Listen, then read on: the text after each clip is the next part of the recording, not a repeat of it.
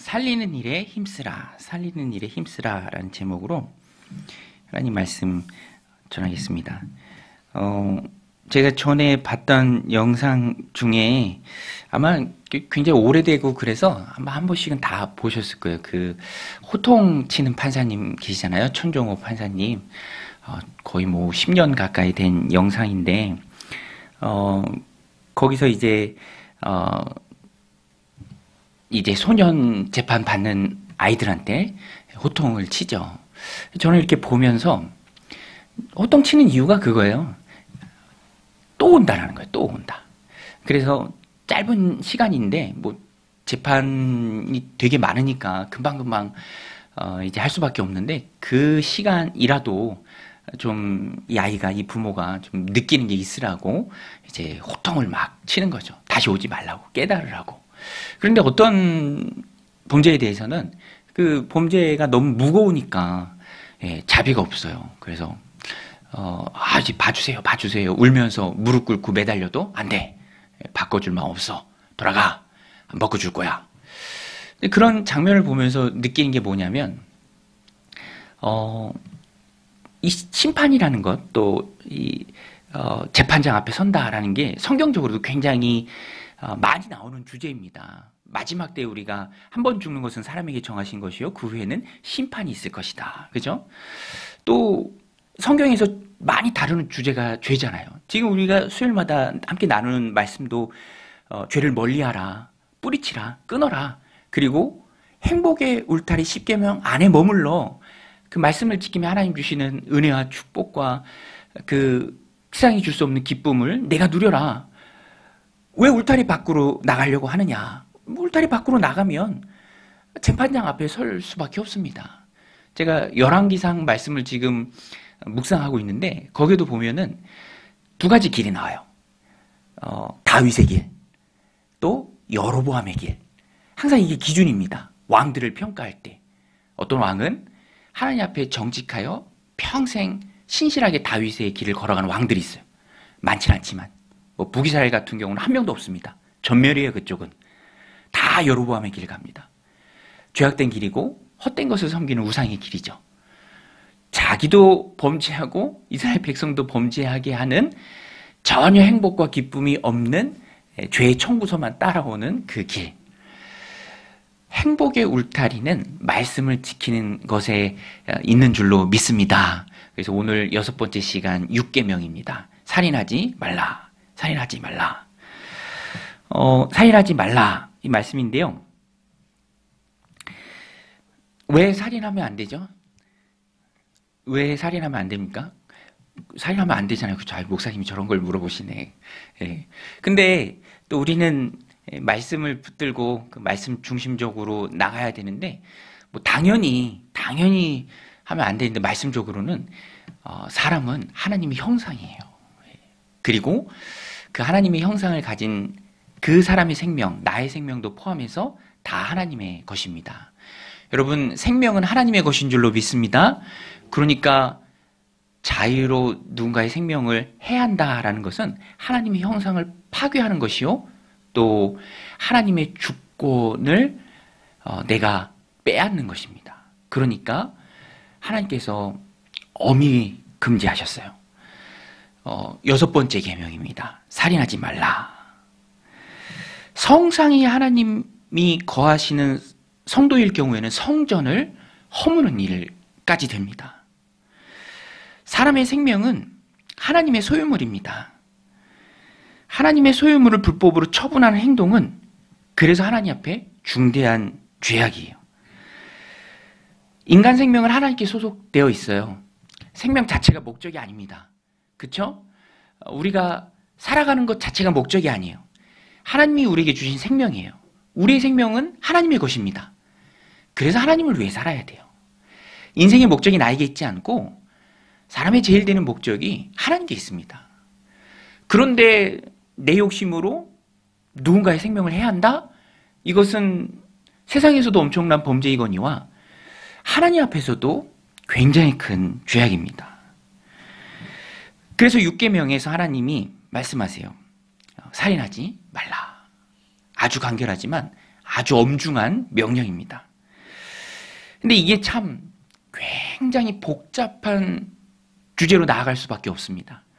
왜냐하면 우리가 살아가는 이 시대가 굉장히 다양하잖아요. 기독교 윤리적으로 이 말씀을 보는데, 물론 그 구체적이고 세세한 것까지 다 여기서 다루기에는 시간이 부족하니까 대략적으로 살인하지 말라에 따라오는 그런 우리가 알아야 될 수준에서 설명을 좀 드리면, 모든 형태의 살인을 금하는 것은 아닙니다. 그러나 그렇죠? 여러분, 사형제도에 대해서 찬성하시는 분도 있고 또 반대하시는 분이 있을 수도 있죠. 그렇지만 어떤 형 집행에 있어서의 사형은, 형 집행에 있어서는 성경이 또 허락하는 것을 보기도 합니다. 정당한 집행은 허락하죠. 법과 질서가 허락하지 않는 범위 내에서의 모든 살인은 금지된 것이지만, 뭐 예를 들어 불가피한 전쟁 상황 같은 거가 있을 수도 있죠. 혈과 육의 싸움이 아니라 그것은 영적인 것이죠. 그럴 경우에 뭐 공산주의가 되면 안 되잖아요. 공산주의에서는 저도 군대 갔다 왔고 또 앞으로도 나라를 지킨다고 하면 당연히 가야 하겠죠. 그런 것에 있어서도 고려할 것이 참 많은 계명 중에 하나가 바로 이 6계명입니다. 그런데 이 6계명의 취지는 가장 중심적인 게 불법적인 살인 행위를 말합니다. 보복이죠. 보복해서 살인하는 거 하지 말라.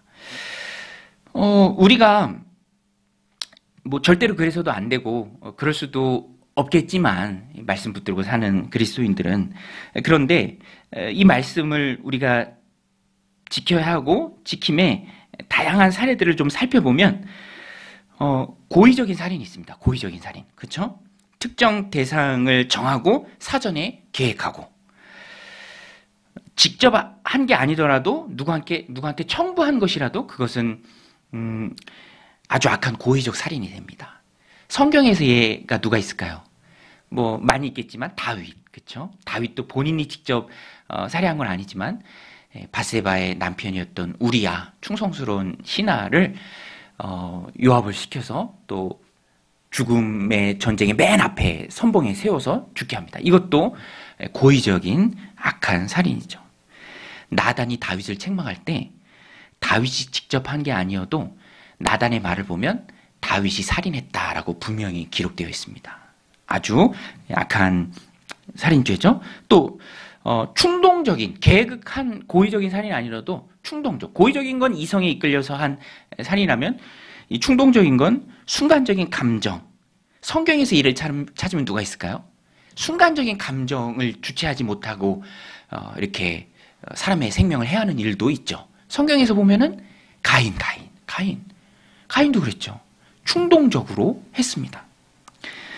또 과실치사가 있어요. 과실치사. 교통법규를 우리가 지켜야 돼요. 물론 못 지킬 때도 있지만 우리는 지켜야 합니다. 그런데 빨간불인데 지나간 거예요. 그러다가 인사사고를 냈어요. 죽었습니다. 그것도 과실치사에 해당하는 거죠. 내가 사람을 죽이는 의도는 없었지만 교통법규를 지키지 않고 과속으로 달릴 때 누군가 죽을 수도 있다라는 것을 당연히 알죠. 알기 때문에 그게 과실치사가 됩니다. 의도적으로 무시했고, 그래서 그것은 정당화가 될 수 없죠. 비과실치사도 있습니다. 비과실치사. 뭐 드문 예지만 사람의 생명을 다루는 그런 직업군에서 뭐 간호사나 의사가 어떤 직접적인 실수는 아니지만 의술의 부족이라든지 아니면 정보가 너무 없어서 직접적인 과실은 아니지만 충분한 정보의 지식 부족으로 뭐 투약이나 어떤 수술에 실패했을 경우, 이것도 비과실치사에 해당이 됩니다. 성경에도 이런 예가 나와요. 출애굽기인가요? 거기 보면 나오는데, 도끼질을 하다가 자루에서 도끼날이 빠져서 누군가에게 그게 날아가서 생명을 해하면 그게 바로 의도하진 않았지만, 직접적인 실수는 아니지만 그게 또 비과실치사가 되죠. 뭐 여러 가지 것들이 많이 있습니다. 근데 우리의 삶과 좀 관련이 있는 것, 알아야 할 것들만 좀 살펴보면 낙태, 그쵸? 낙태. 근데 참 첨예하게 대립하는 주제죠. 현대에 와서는. 그런데 성경은요, 분명하게 태아도 사람이다. 어느 순간까지는 사람이 아니다. 어머니에게 귀속돼 있다라고 세상 의학 하는 분들이 이야기하기도 하지만, 그런데 그렇지 않습니다. 시편에 보면 많이 나와요. 나를 어머니가 잉태하였나이다. 나라고 분명히 다윗이 고백합니다. 또 시편 139편에서도 하나님께서 나를 모태에서 조직하셨나이다. 이렇게 얘기합니다. 그리고 누가복음 1장 41절에도 태아를 가리켜서 아이라고 얘기해요. 아이가 뱃속에서 뛰어논다. 물론 태아의 생명과 산모의 생명이 이제 걸린 일에 대해서 그때는 깊이 숙고하며 선택하는 과정도 거쳐야 합니다. 그렇지만 기독교 윤리에서는요, 어떠한 경우에도 아이의 생명도 소중하게 여겨야 할 것으로 알고 또 우리가 받아들이는 게 중요합니다. 안락사 같은 것도 있잖아요. 안락사, 그렇죠? 안락사도 참 첨예하죠. 예, 그 예전에 또 지금도 마찬가지죠. 그 오래도록 질병을 앓고 있는 가족을 오래도록 부양하는 그 자체가 정말 너무너무 힘든 그런 일이죠. 그럼에도 불구하고 인간의 생명은 인간의 소유물이 아니다. 인간 스스로가 자이든 타이든 그것을 끝나는 시점을 또 방법을 인간 스스로가 결정할 수는 없어요. 이게 성경이 말하는 대원칙입니다. 그래서 그 생명은 다 하나님께 속한 것이죠. 또 실제적인 우리의 삶에 좀 이 말씀을 적용할 때 미움도 살인이에요. 미움도 살인. 그죠? 우리 한번 따라서 해보겠습니다. 미움도 살인이다. 그래서 미워하는 것도 살인이다.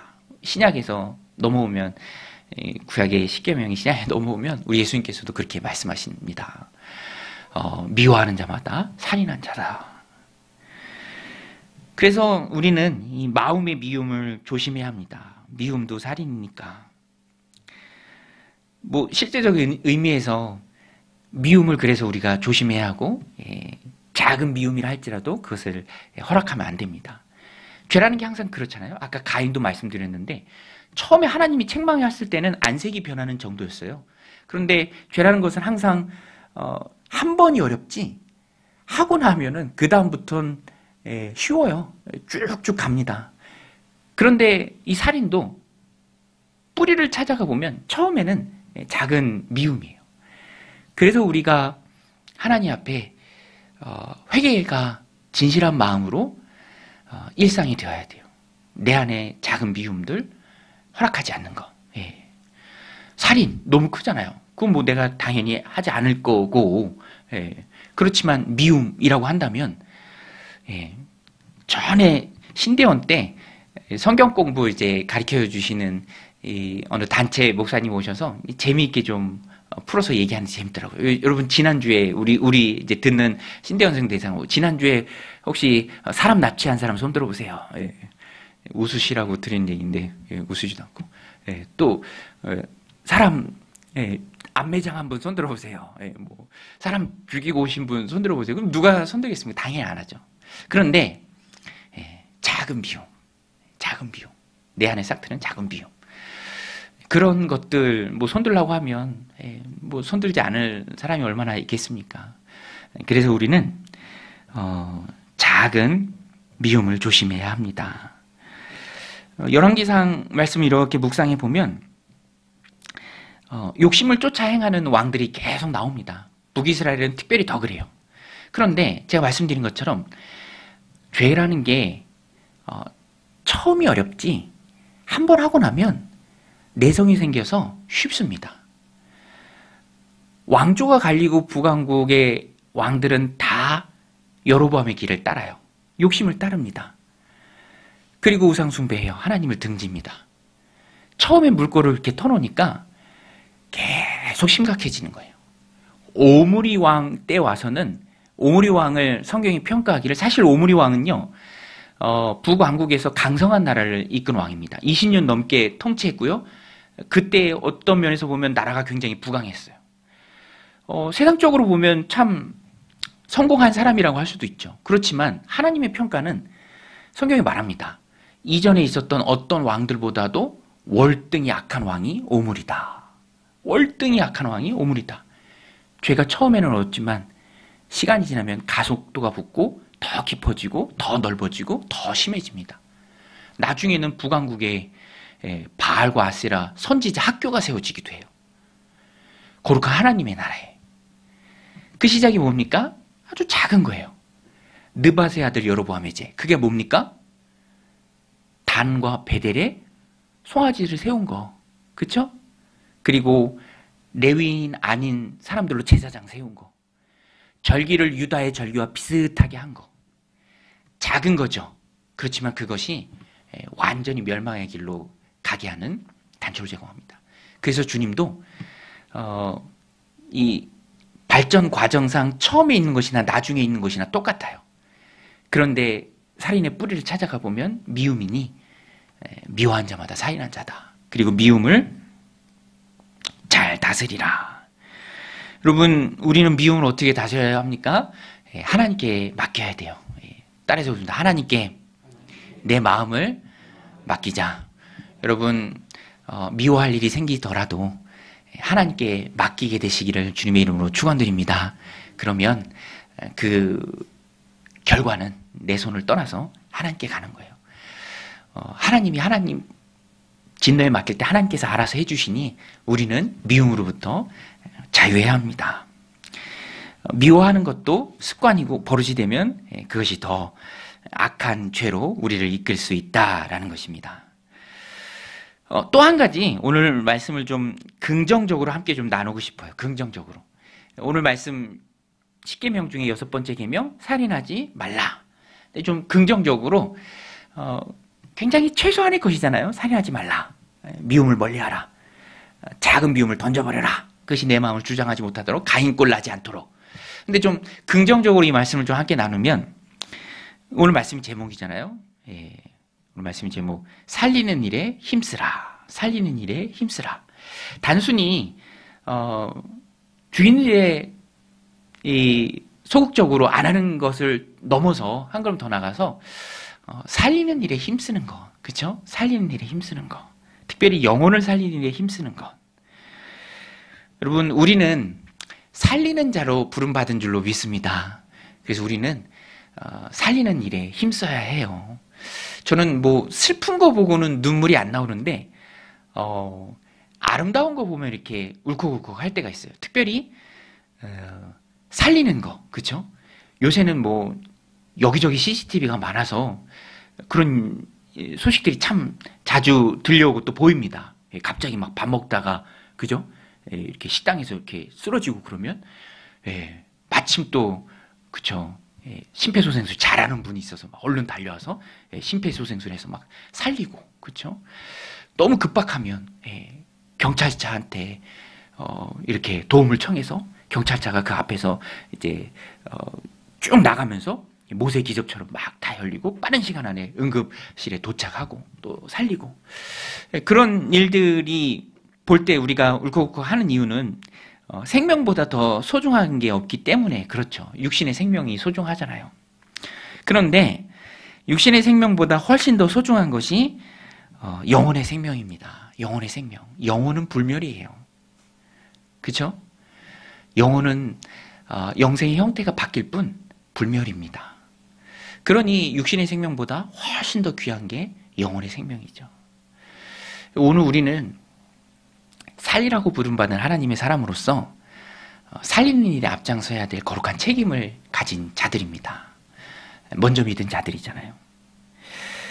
제가 요새 이제 단지 내 커뮤니티 센터를 이렇게 왔다 갔다 하는 일을 자주 하는데, 보면 보안 때문에 원래 문이 그냥 편하게 열리고 닫히고 그래야 되는데 이렇게 한 면은 이렇게 닫아놨어요. 이게 반대편에서는 밀어야 되고 이 앞쪽에서는 또 당겨야 되고 그렇게 다 해놨더라고요. 출입을 좀 이렇게 통제하면서 뭐 카드도 대야 되고 이렇게 손으로도 눌러야 되고.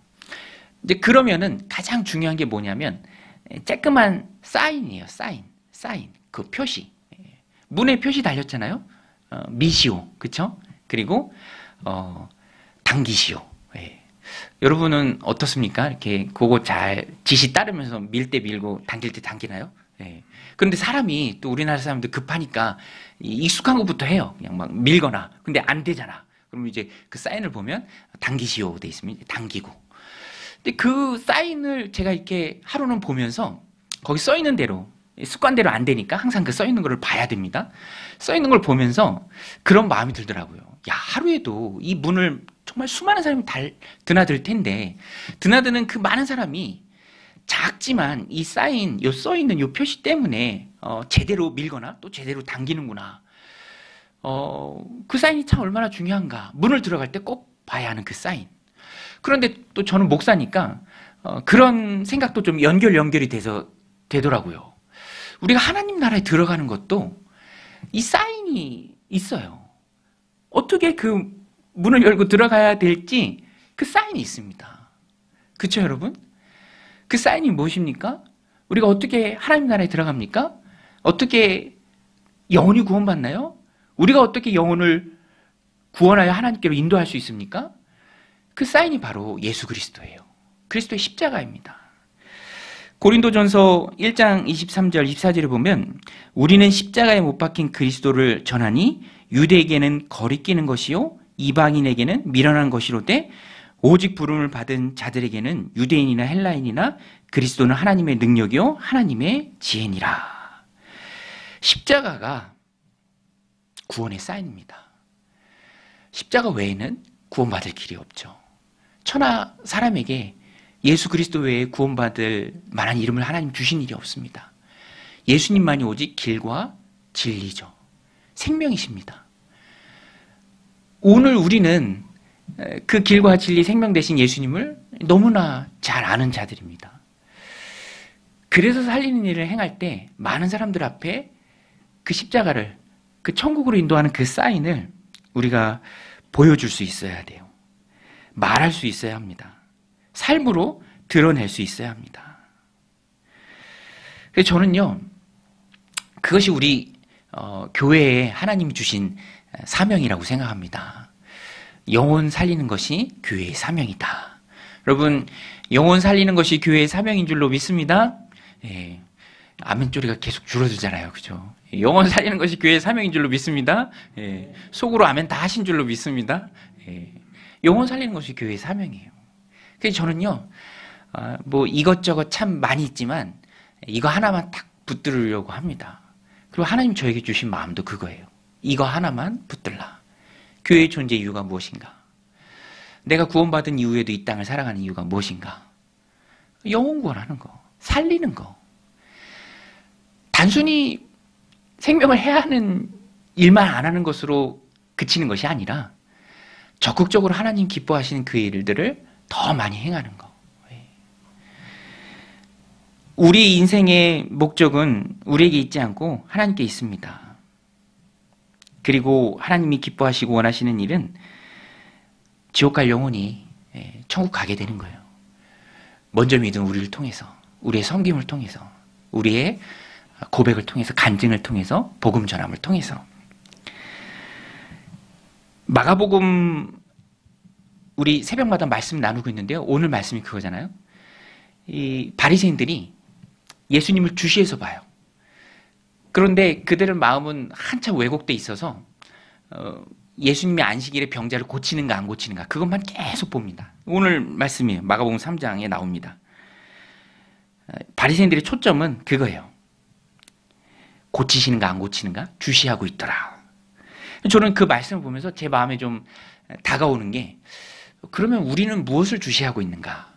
바리새인들은 왜곡된 마음에 잘못된 행동만 꼬집으려고 그 사람에게 집착하고 잘못된 것을 꼬집어내기 위해서 그것에만 주시하고 있었습니다. 거기에만 그냥 박혀 있었어요, 생각이. 근데 예수님은 달라요. 예수님은 긍휼함에 시선이 고정되어 있어요. 손이 마비된 사람. 그래서 예수님 물어요. 3장 4절에서 야, 너희가 어떻게 생각하니? 안식일에 사람을 살리는 일과 죽이는